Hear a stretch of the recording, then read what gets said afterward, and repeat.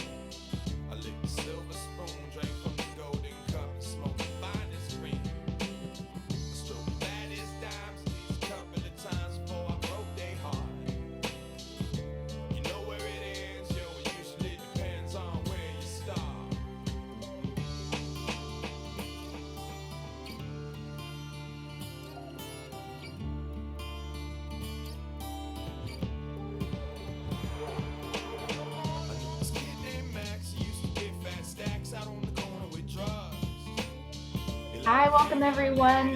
Welcome to today's issue briefing on Outside the Law, the legal war against unhoused people. We have some folks from Housing California and ACLU here. Folks are continuing to trickle in. Feel free to introduce yourselves in the chat if you want. We'll get started in just a couple of minutes once we give folks a chance to join.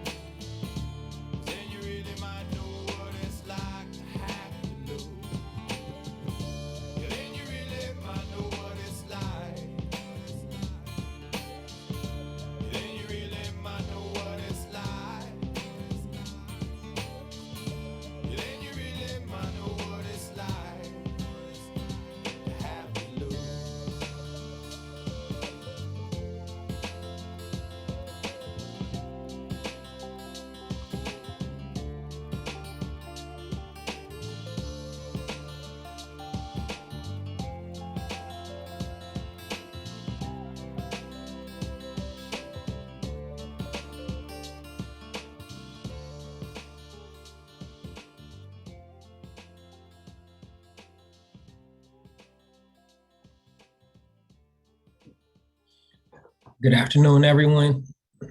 Thank you again for joining us. I know folks are still introducing themselves in the chat, so I will take the opportunity to do the same. My name is Brandon Green. My pronouns are he, him, his. I direct the Racial and Economic Justice team at the ACLU of Northern California. I'm currently joined by my colleague, Mari, who I will let introduce herself as well. Hey everyone, my name is Mari Castaldi, and I am the relatively new Senior Legislative Advocate on Homelessness at Housing California. But I'm really excited to be here today, especially with my friend Brandon, who I've known for a long time. I'm excited to hear and learn more about the report from the ACLU and all of the work happening around the state on this issue. So just to sort of set the framing and the agenda, we will first hear from Housing California, who will help us frame the issue and speak about the importance of talking about homelessness as a housing rights issue, a racial justice issue, and a human rights issue. Then my colleague, Eve, who's from ACLU of Southern California, and I will sort of discuss the impetus behind our recently released report, Outside the Law. And then we'll get to hear testimonies from directly impacted folks, from Catherine and Alicia, who are here with us, and we'll have video testimony from Mari and Gary, who are on video, and who are community members who have experienced firsthand the discrimination and mistreatment that we talk about in the report. And then because, we always want to leave with making folks feel like there is a way in which they can engage in the advocacy in the work, we will wrap up sort of talking about solutions and the ways in which we can all work together to sort of address some of the discrimination and injustices that we speak about in the report. So if you can, please stick around and learn what you can do and how you can get involved in the campaign. We may have time for questions, we may not. We do have a pretty packed agenda. If you do have questions, you can feel free to put them in the chat. And you can also feel free to send an email to our colleague at Housing California, Chris Martin, whose email address we will place in the chat. There it is. My colleague Tori already did so. Thank you, Tori. And now we'll go ahead and get started. I'll kick it back to Maury. Thank you. And thanks again, everyone, for being here today. I'm really excited to learn and build alongside you all. And as Brendan mentioned, we were hoping to start to say a little bit about why Housing California is here and offer some sort of framing on the context of today's event. As I'm sure you all know very well, homelessness and housing instability is reaching an unprecedented level of crisis in our state. The 2020 point in time count estimated over 160,000 people experiencing homelessness in our state, and we have reason to believe that that has continued to increase throughout the pandemic. It's important to emphasize that evidence overwhelmingly shows that homelessness is at its core a housing issue, and increases in homelessness correlate directly with rising housing cost burdens, which we're continuing to see across our state as well. And just to underscore that homelessness is a policy failure and not a personal failure. And furthermore, there are direct lines from our homelessness crisis today to our legacies of systemic racism, redlining, residential segregation, public disinvestment in public and affordable housing, the foreclosure crisis, labor market discrimination, and the criminalization of Black communities. All of these racist systems drive our current reality where Black, Indigenous, and people of color are vastly overrepresented among our unhoused neighbors. But here's the other thing, we actually know what it would take to end homelessness in our state. The Roadmap Home 2030, for example, an extensively researched vision for ending homelessness in the state, estimates we would need $4.2 billion a year in investments in just homelessness housing and services alone, and tens of billions more in bringing affordable housing to scale. And while we know things like shelters, outreach, and other transitional housing interventions can be an important element of homeless response, homelessness only ends with a safe, accessible, affordable home. So until we secure the level of investment and have enough affordable housing, we'll continue to fall short and fail our community members. And this past year, with the help of some federal dollars, we made some important stride towards bringing those investments to scale, but we're still not even close to what we need. And that's why it's so very troubling that our state and local governments are using so many resources today to harass, displace, and criminalize people experiencing homelessness. Because rather than getting us closer to ending homelessness, this actually can destabilize people and communities and may actually perpetuate the systemic barriers that keep people unhoused. So that's part of why Housing California, our partners at the Residents United Network, are here today. And we're very excited to partner with the ACLU and others to put forth some state level policy solutions that push back against some of the harmful and discriminatory responses to homelessness and towards equitable investments in affordable and supportive housing. So with that little framing, I'll toss it over to our colleagues at the ACLU, starting with Eve, to tell us more about their really impressive report and the work that they've been doing alongside many organizers and people on the ground here in California to kind of understand, uncover, and find solutions around some of what's happening on the ground. Well, thanks so much, Maury. Again, I'm Eve Garrow. My pronouns are she and her, and I'm a policy analyst and advocate for the ACLU of Southern California and one of the authors of the report, Outside the Law, the Legal War Against Unhoused People, which I hope everyone will have a chance to read. Currently, unhoused people in California face rampant discrimination that causes immeasurable harm and deprives them of the opportunity to participate fully and equally in our society. Much of this discrimination, as we describe in the report, is currently legal.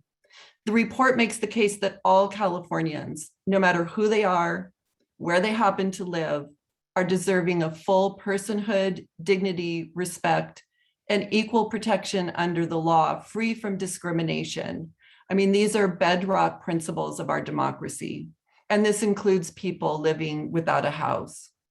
As Mari noted, and as we describe in the report, California's housing displacement crisis is an epic policy failure. It is not an individual failure of those who are unhoused, despite the prevailing stereotypes that tell us so. But instead of replenishing our affordable housing stock, local governments have too often waged war against the survivors of this crisis.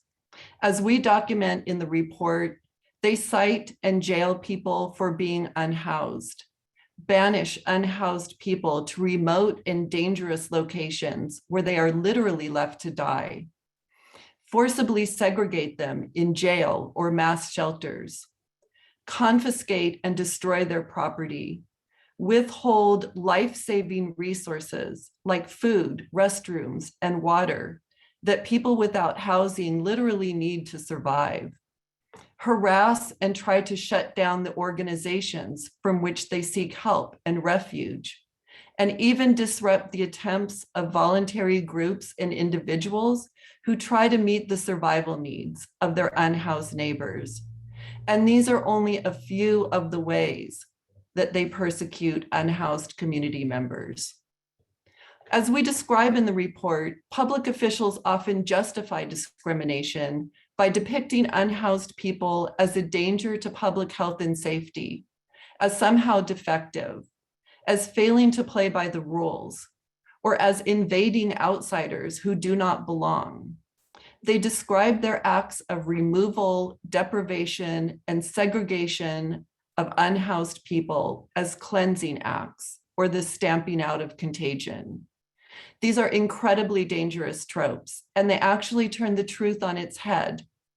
I want to pause for a moment and show a short video featuring Mari, an unhoused survivor of domestic violence, who was generous and courageous enough to share her story for this briefing.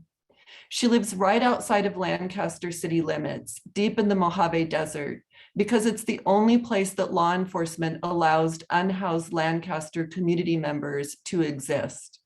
As she explains, it is unhoused people who are exposed to dangerously unhealthy conditions and the most serious threats to their physical safety within the context of a public health and safety system that has failed them and oftentimes persecuted them. So if we can show that clip.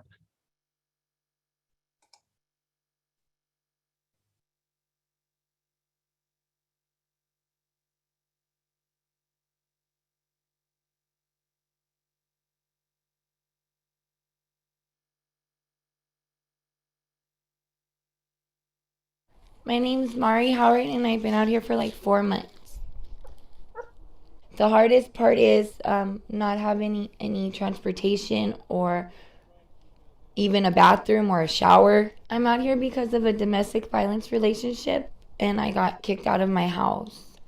I do not feel safe out here because of my ex-boyfriend coming out here and him hurting me more.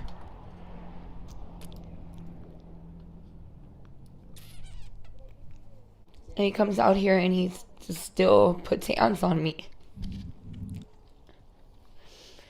And that's why, like, I'm scared to be out here. To have more resources and more help for women that are going through the same situation I've been in. And maybe have more help for us, because it's hard being out here. Thank you. So I just want to thank Mari once again for her generosity and really her courage in speaking her truth about the situation that she finds herself in and a system that has really failed her. And with that, I'm going to turn it over to Brandon. Thanks, Steve. I'll just quickly and maybe as succinctly as I can just talk a little bit about sort of the legal framework and the limitations. The sort of main case that we and others have been sort of using in our advocacy and litigation is the Martin v. Boise case, which is sort of the seminal case that advocates and litigators have been relying on to challenge the proliferation of ordinances that criminalize unhoused communities. And in Martin, the court held that two city ordinances violated the Eighth Amendment insofar as it imposed criminal sanctions against unhoused folks for sleeping outdoors on public property when no alternative shelter was available. So as a general rule, so long as there's a greater number of unhoused folks in a jurisdiction than the number of available beds in that jurisdiction, then that jurisdiction can't prosecute unhoused folks. And so that has sort of been like the central case that we and others have been using. And while it's helpful, while it's been sort of currently held up against challenge, it still is still on not as solid ground as we would like. But also it's helpful but not sufficient to protect unhoused communities, because even when successful in challenging an ordinance, if there are certain things in place, then cities can still sort of criminalize their unhoused populations by making little tweaks here and little tweaks there. And so some of the things that we've seen in the sort of proliferation of these ordinances is one municipality may learn from the next municipality. And if the facts aren't syncing up directly, then it makes it a little bit more challenging to fight against, but also more importantly, it doesn't stop municipalities from contemplating laws enforcing ordinances that criminalize their unhoused populations. And so it's helpful and has obviously been a good tool for us and others to be utilizing in our advocacy, but it doesn't go far enough. And so for those of you who have read the report, one of the things that we end the report with is recommendations that have these sort of limitations of the legal framework in mind. And so we will sort of continue to hear more about what some of the limitations of the legal framework is and how we have seen these sort of policies and ordinances that criminalize unhoused populations proliferate across the state of California. To begin that, I will pass it back to Eve, who will talk about some of the Southern California jurisdictions highlighted in the report.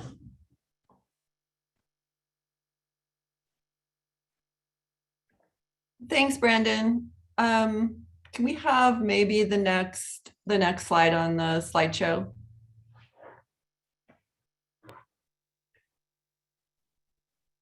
Perfect, thank you. So in the report, we take a deep dive into several local governments, several municipalities that have really waged this war against unhoused people. That's not to say that these are the only communities that are doing that. They're just illustrative of a war against unhoused people that is happening all over the state. One of the local governments that we highlight in the report is the city of Lancaster, which has targeted unhoused people for criminalization, for citation, has jailed them, just incessantly. So take a look at this analysis of infraction data from Lancaster, which is policed by the Los Angeles County Sheriff's Department.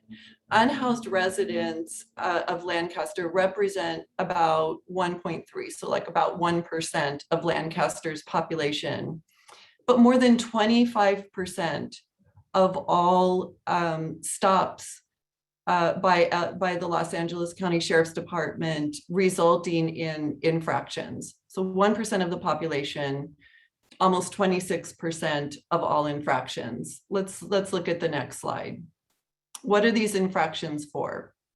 What we found analyzing the citation data is that they were overwhelmingly for issues directly related to being unhoused. So clearly people who are unhoused just have a target on their back within Lancaster city limits. 92% were for things like loitering, and that's actually just, oftentimes resting in public out in Lancaster, which is in the Mojave Desert. It gets very hot in the summertime, in the shade, sometimes for, as little as 3 minutes, for sleeping in public, things like that.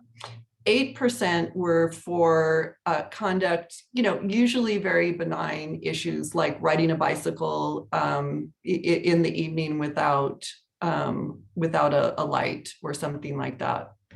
Let's move to the next slide. We also analyzed misdemeanor citations in Lancaster for things like camping in public, loitering in public. And what you see in this slide is that, like everywhere in California, Black people are disproportionately targeted by these forms of harassment and discrimination. So Black people in Lancaster, as you can see here, represent about 22% of the populations, but over 50% of misdemeanor citations for loitering. Next slide. I want to end this, this short segment talking about Lancaster by saying that we also did many, in-person interviews with unhoused folks living inside of Lancaster city limits. And they really described also this pattern of being incessantly harassed by law enforcement, sometimes as much as like 15 or 20 times a day. Right. One gentleman spoke about, who was in a wheelchair, spoke about the cartilage in his shoulders, which had worn down, and his shoulders were very painful. And he attributed it to the fact that law enforcement just harassed him about 15 times a day and made him keep moving on. Right. So it's really incessant. It's very cruel, and it's definitely a form of discrimination. If all of that, if this dragnet of enforcement inside of Lancaster city limits isn't enough to convince people to just leave on their own, what we found is that oftentimes law enforcement, so sheriff's deputies, either order or make a firm suggestion that folks move outside of city limits. And it's often very, very clear that that's what they're doing. They'll say, move, on the other side of G Street, for example, and you'll no longer be inside of Lancaster city limits, and then we won't be bothering you. You'll be in unincorporated Los Angeles County. So here's a photograph that I took of the area right outside of Lancaster city limits, deep in the Mojave Desert. This is around the area that Mari, who you already met, lives. And the problem with this is that it's miles from the nearest convenience store. People are pushed out into the desert, literally left to die. There's nothing out there. There's no access to water. There's no access to food. You'll meet Gary later on in this presentation, who will talk a little bit more about the challenges of living so far out in the desert. And it's just an incredibly dangerous form of discrimination. Let's move on. Move on maybe to the next slide. Another case study that we highlight in the report is of Orange County. And Orange County, for a long time, we sort of go through the history of discrimination against unhoused people in this county.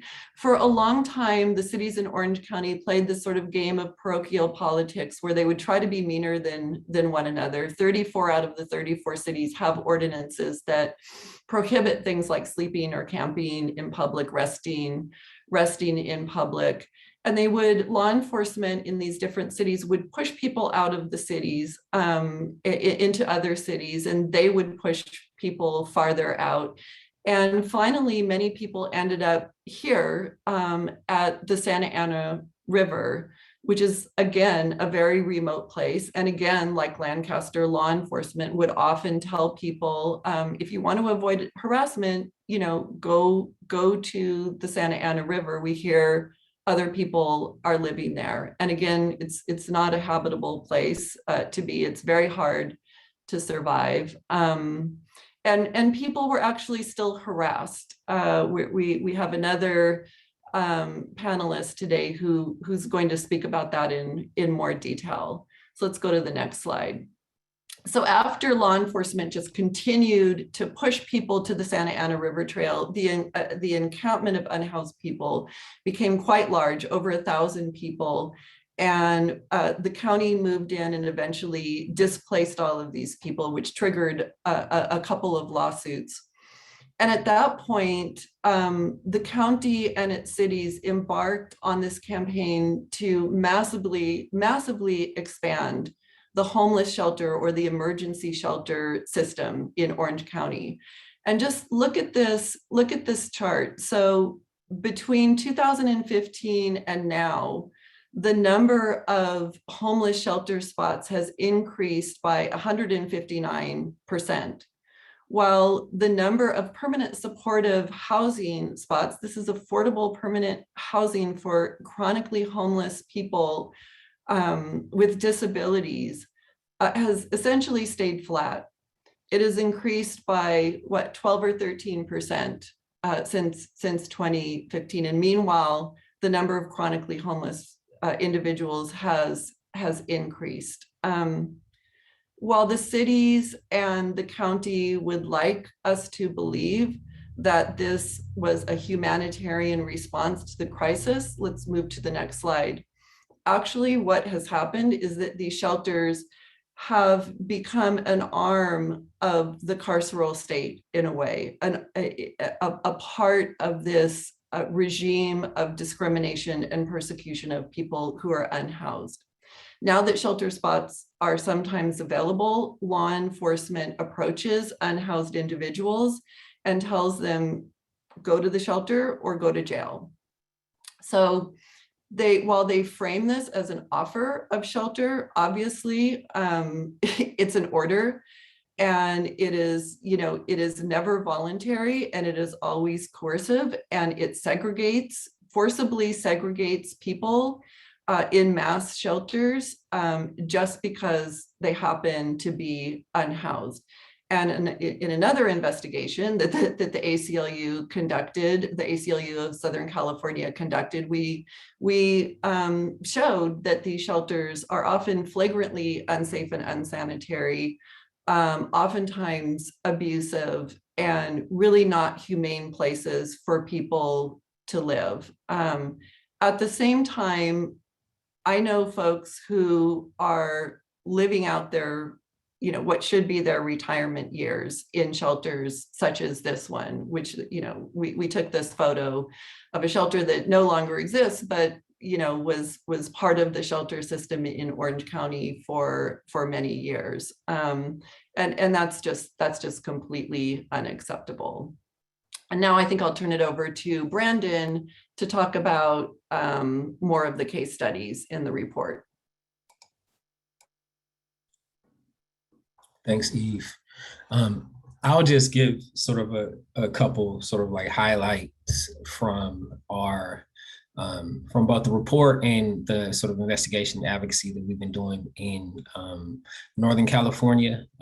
As mentioned, there really is a proliferation of these sort of ordinances that are happening in the Bay Area. So currently,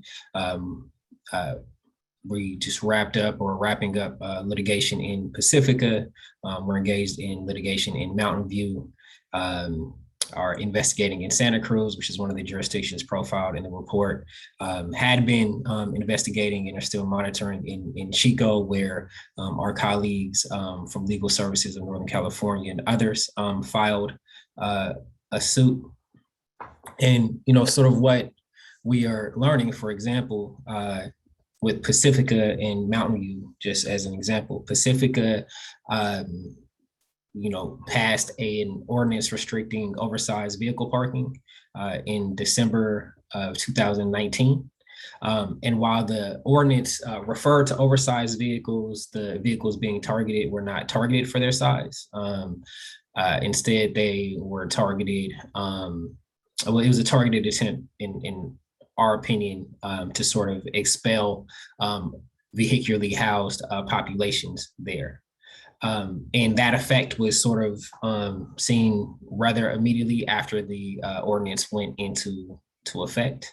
And so we, along with some of our colleagues from other organizations, filed suit there and had been in active litigation there. Similarly, Mountain View also passed an RV ban. And while the facts on the ground are separate and distinct, the sort of impetus behind the ban was very similar to that of Pacifica. In fact, they've been in discussion with each other. And so when we talk about what the limitations are of the legal framework and the limitations of Martin v. Boise, it's very sort of apparent from the way in which one municipality can learn from another municipality being sued around these issues and then seek to try to put things in place like a safe parking plan or just other things that might make it a little bit easier for them to color within the lines of Martin v. Boise.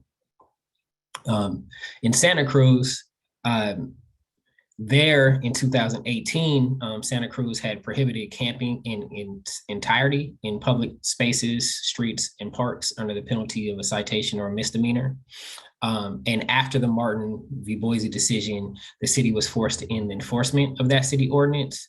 But instead of ending criminalization altogether, the city has crafted a new ordinance in hopes that it will, again, survive scrutiny and be the color within the lines. And in fact, there, to sort of continue to make it just possible to color in the lines, the city has contemplated at this moment, I believe, 5 versions of an ordinance and just recently passed the final version. And all of these ordinances end up starting with penalties that are just infractions. But if you get enough of those infractions can then lead to misdemeanors. Obviously, those come with financial penalties, which for our unhoused neighbors is just sort of another sort of albatross.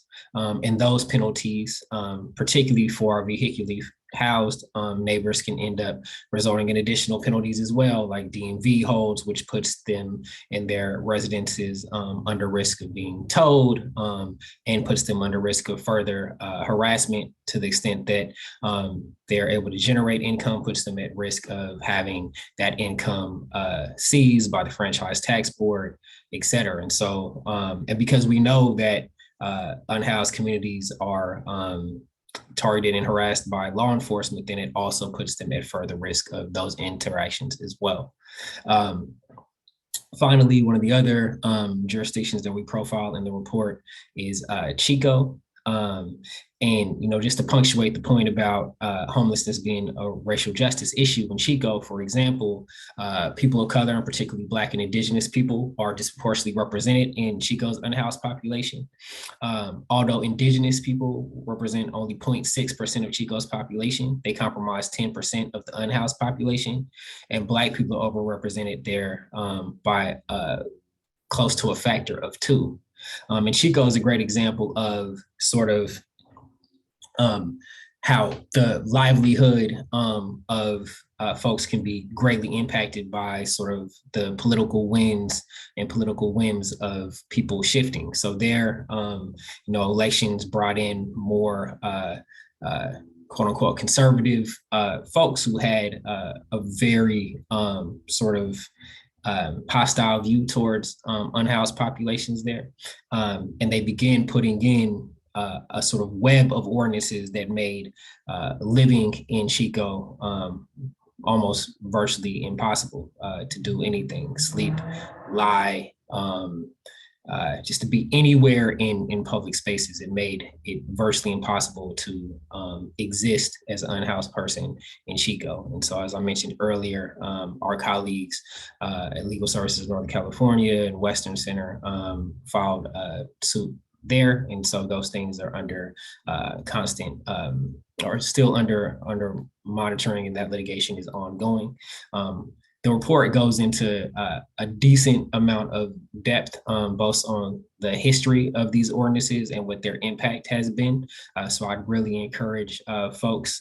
It's a very comprehensive report. I know and understand that, but this time that Eve and I are using to speak through these jurisdictions is really not enough to sort of fully inform you all of what is happening in these jurisdictions, and hopefully to learn from sort of the advocacy that's happening in those jurisdictions, and at least how some of the city council members have been referring to other happenings in other jurisdictions, and the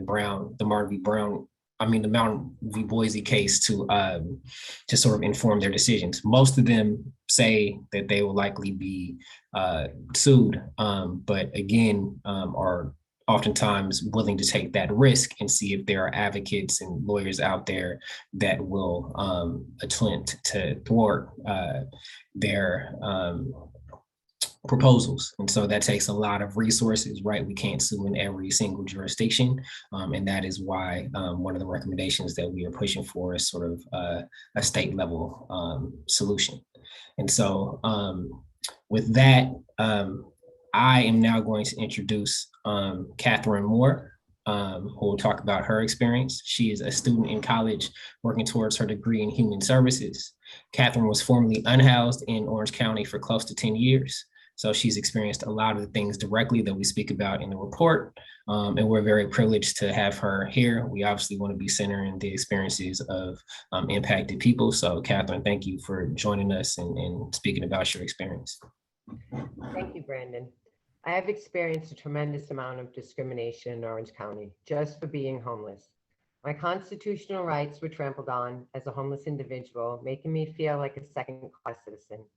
While homeless on the streets, I was assaulted on more than one occasion. I had no door to lock to keep me safe at night. I had to stay vigilant, sometimes staying up all night, constantly worrying about homeless sweeps where public works would raid homeless encampments, confiscating, then destroying the homeless's property, leaving many with just the clothes on their backs. I once argued with a public works employee that the bicycle they were trying to confiscate was actually mine and not abandoned property. It was nerve-wracking enough to have to fight daily to keep the few possessions I had left from being taken. Then, to add insult to injury, there are city ordinances that make homelessness a crime, a misdemeanor, in fact. This allows the local police to issue camping tickets to the homeless during these homeless sweeps. Most people here today have never been arrested for their housing status or lack thereof. Can you imagine how it feels to go to court because you are homeless? Let me stop and remind everyone, I had to appear in court to plead guilty or not guilty on a camping ticket, which I received only because I was homeless. These quality of life infractions discriminate against an individual just because of their homeless status. Finally, to avoid harassment from law enforcement and public works, I sought refuge in a drainage tunnel under the 5 freeway. I hid in a dark, damp drainage tunnel to keep from having my personal belongings confiscated and avoid going to jail for being homeless. It was the only place police would not venture because they lost radio signal when they entered the tunnel. Once I was off the streets and in an emergency shelter, I was not allowed to be in the neighborhood of the shelter at any time. I was segregated from the community and gave up my right to free travel because of an anti-homeless agreement with the city. This agreement, the Good Neighbor program, is meant to keep the homeless out of sight. Shelter operators make requirements where homeless residents without vehicles, like myself, cannot walk off premises without fear of eviction. I was required to take shelter transportation that only dropped off at one location 4 times daily. If I missed these times, I was forced to stay in the shelter or be evicted if I left on foot.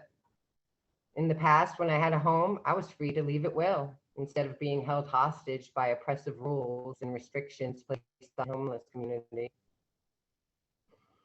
Each day while entering the shelter, I was subjected to invasive searches by shelter security. My Fourth Amendment rights were violated daily, having to walk through a metal detector and subject my property to being searched for no other reason than because I was homeless. I had to exchange my autonomy just to be housed, allowing security guards to lay hands on me, inappropriately touching my body without my consent. Male staff intentionally entered the women's dorm unannounced just to catch us naked. On a hot day in June, I entered the shelter wearing a spandex short set. And when I passed through the metal detector and it did not go off, yet I was still had to be searched. And when I refused, the staff wrote me up for not following shelter rules with threats of being evicted back on the streets. My complaints of filing the incidences of sexual harassment fell on deaf ears. And as a survivor, this was extremely triggering. I'm here today as a voice of the homeless community. By me telling my story of surviving on the streets while homeless, I hope to have given you a glimpse of a problem that is deeper than just having no place to live. A problem of not having rights and equal protection under the law. Thank you all for listening and have a blessed day.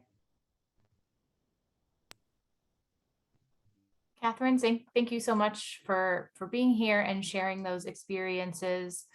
You may be able to see in the chat that you're getting a lot of support and affirmation, and folks agreeing that no one should have to go through what you just described. Though unfortunately, there are also folks in the chat talking a little bit about how they have experiences that are parallel. But Catherine, I'm very excited to see what you go on to accomplish as you work towards your degree, and the human services field will be very lucky to have you. So thank you. And thanks again for joining us. And next, we're going to hear from Alicia Cool, who is a longtime resident of Santa Cruz. She's the president of the Santa Cruz Homeless Union and is here to share a little bit more about what she's experienced. Thank you. Thank you all for having me. Just apologize in advance if I get emotional. Some of the things that Catherine said were a bit triggering to me. And just remind me a lot of my similar experiences. I've been homeless in Santa Cruz for 4 years now. I live in my RV with my family. Trauma, doesn't really even hold the right word, I guess. It doesn't really give it as much as it deserves. I've been denied safe parking, even though my vehicle's registered and insured. I feel like it's because I've become an advocate and an activist for our community. I've seen my friends die on the streets now, and just in high numbers. I also work at 2 different homeless shelters in San Jose because I really want to help people. And so I've experienced that as well. And one thing that I've noticed in my experience there is the huge number of elderly and disabled folks that we have that are experiencing homelessness. I've often said that the amount of walkers and wheelchairs that are sitting outside of the units is just a very depressing sight. In 2020, Santa Cruz had a 33% increase in the deaths of the unhoused, and that was the highest number in 22 years. What did Santa Cruz do about that? They started closing shelters. We already had a huge lack of shelter capacity for our unhoused population, and they began closing vital resources. In Santa Cruz, we already have an extreme lack of affordable housing units. It's about 15 to 1. And that's if you're just a regular average person looking for a unit, there's already 15 people looking at it before you. So even if you have a Section 8 voucher or you qualify for something, the odds are stacked against you. We've experienced a lot of hardship in Santa Cruz, and I'm sure a lot of people have, around the nation. We experienced a huge fire in the mountains, the CZU lightning complex fire. We've experienced the COVID-19 pandemic. And in response to that, our city has made harmful ordinances against us. December 9th, we have an oversized vehicle ordinance that's going to be enacted. That's going to impact my family as well as many other people who their RV is the last thing that they have. They're essentially trying to turn us into criminals. We don't have any safe place to park anymore. We experience parking tickets. They're trying to tow away our RVs and put us on the streets. That's going to hurt us more. I have seen my friends tell me stories of rape. I've seen people be abused on the streets. We need services. We need to change the narrative around homelessness. I've been trying my best to be a voice for our homeless community and unhoused population, that we're not all mentally ill. We're not all using drugs. So many of us have been victims of circumstance. We've lost our place to live through no fault of our own. And putting those pieces back together is just increasingly hard to do when you don't have as much support and services as you need. Injunctions have been helpful in certain situations, but I understand that that's really hard to do everywhere. And so I just want to take a moment to thank you for having me. Thank you for listening to me. I'm speaking from my heart. I didn't write a lot of things down, just some talking points. One thing I have heard a lot is people of color being impacted, and that's true. One thing that has been said by a person of color in Santa Cruz in one of our encampments, his name is Sonny Lopez. He said that homeless people, and I hate to say this, but I'm repeating him, is the new N-word. And that's how he feels. And so we really need to talk about how we're being treated and how it's impacting us. Thank you.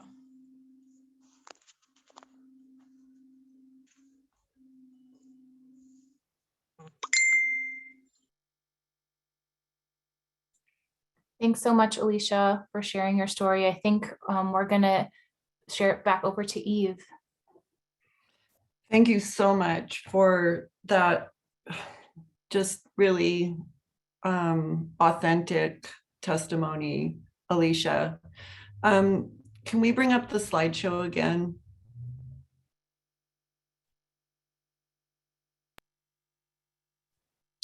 So next we're going to go to Gary, who lives in Lancaster. You already met Maury by video, who also lives in Lancaster.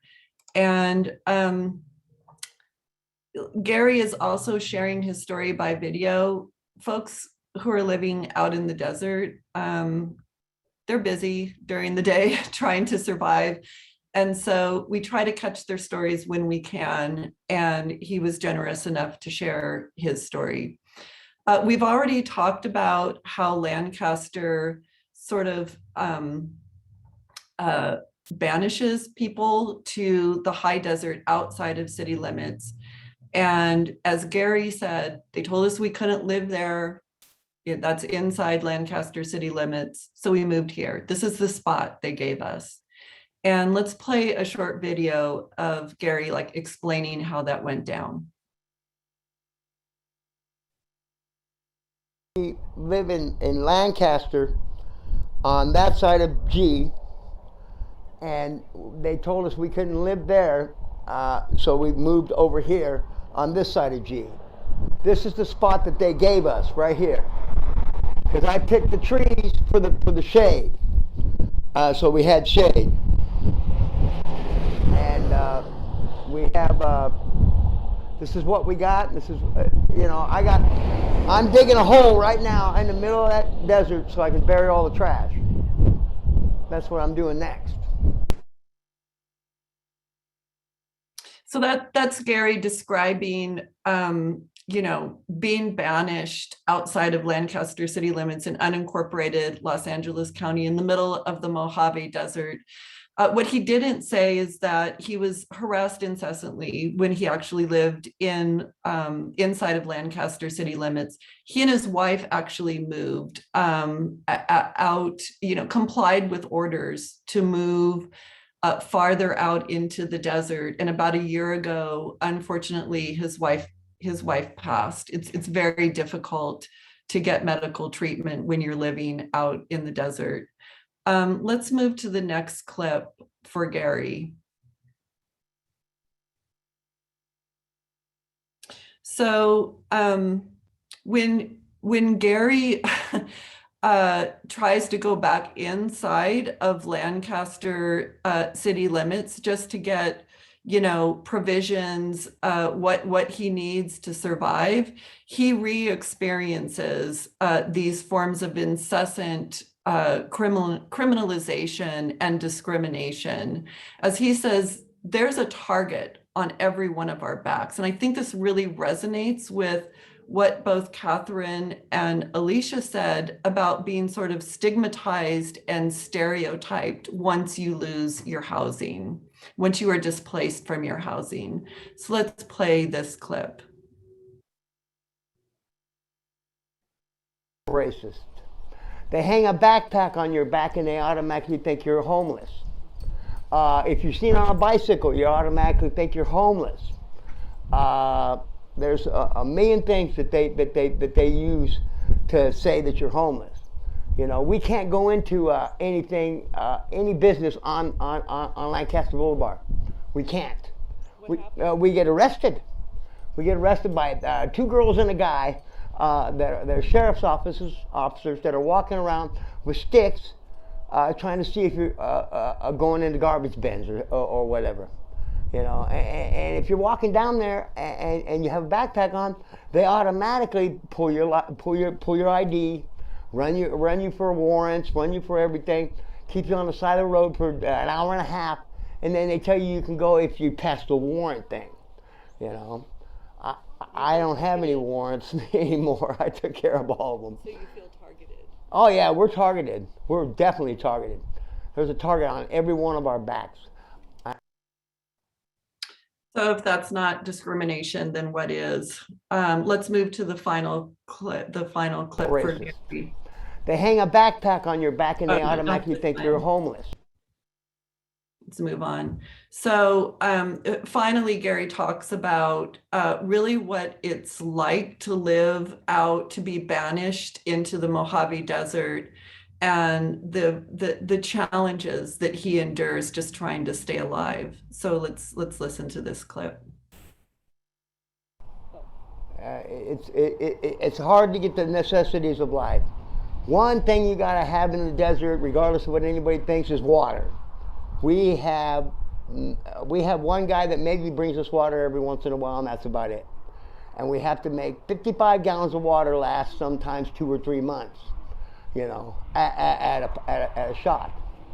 So taking showers and having baths and all the cool stuff that everybody thinks is cool is not cool out here. Because if you use it all, then you don't have nothing to use, And that's just the way it is.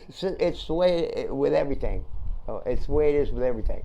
With food, with water, with dog food, with tending to whoever you have to tend to. Yeah, it's bad.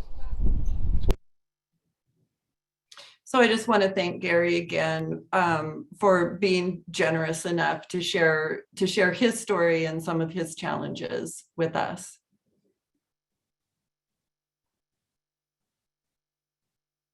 And I think I'm turning it back over to Brandon.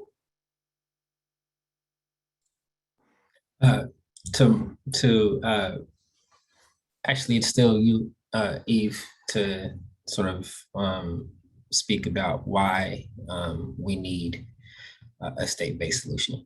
And I can chime in after you. Great, thank you so much. So yes. So I do want to end my comments by pointing out that throughout history, let's just think about this for a minute. The persecution and discrimination of highly stigmatized groups has always seemed reasonable and even necessary to large swaths of the population in the moment.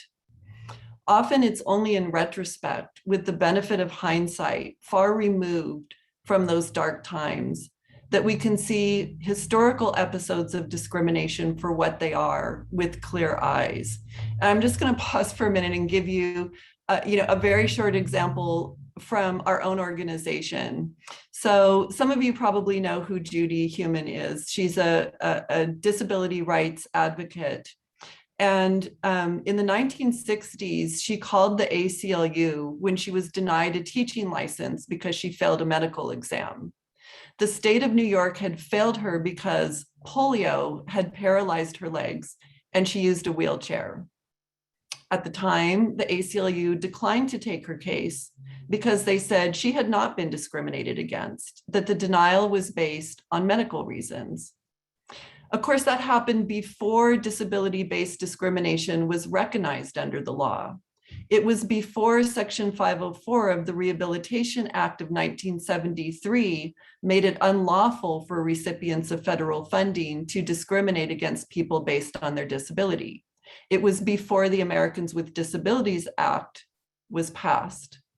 At least in this case, even the ACLU thought that treating people with disabilities differently, excluding them from large swaths of life, was reasonable and not a form of discrimination.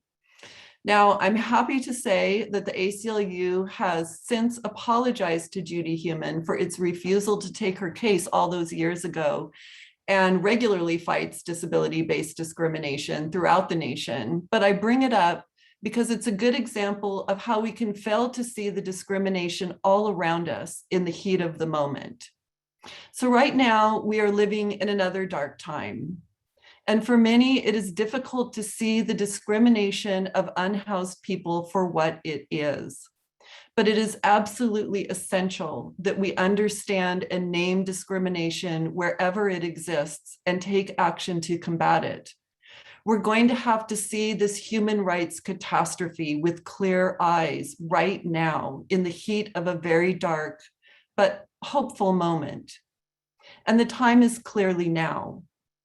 As the report Outside the Law demonstrates, discrimination against unhoused community members has reached a dangerous inflection point in California. And our speakers today, our panelists, have just underscored in the most heart-wrenching, way possible this fact. The housing affordability and houselessness crisis continues to grow, and in response, officials at all levels of government have become increasingly inventive in their attempts to segregate, displace, jail, and otherwise persecute their unhoused community members. These strategies are violent, exclusionary, and like all forms of discrimination, corrosive to the common good. They are also spreading as governments learn from one another and continuously adapt to a changing legal and policy environment. They can be found in all regions of the state, where they have resulted in tragic and needless harm, suffering, and death. It is not working to fight this battle one city at a time, and advocates are often hamstrung because much of this discrimination takes place outside of the law. We need state intervention now. So in this moment, we call on state leaders to step up to the challenge. We need legal recognition that people experiencing housing displacement are marginalized, discriminated against, and targeted for unequal treatment. We need legal protection against discrimination based on housing status. Legal protection will give advocates an urgently needed tool with which to fight discrimination. It will help turn the tide of public sentiment towards justice by placing blame where it belongs, with an unjust system. It will affirm the dignity, humanity, and full personhood of unhoused community members. It is the necessary next step in California's legal, political, and moral evolution. We hope that you will join us as we stand with impacted people to fight for a state that respects the human rights of all Californians, no matter who they are or where they live. Next, we're going to share how we can all get involved in this crucial campaign for dignity, respect, and equality. And thank you so much.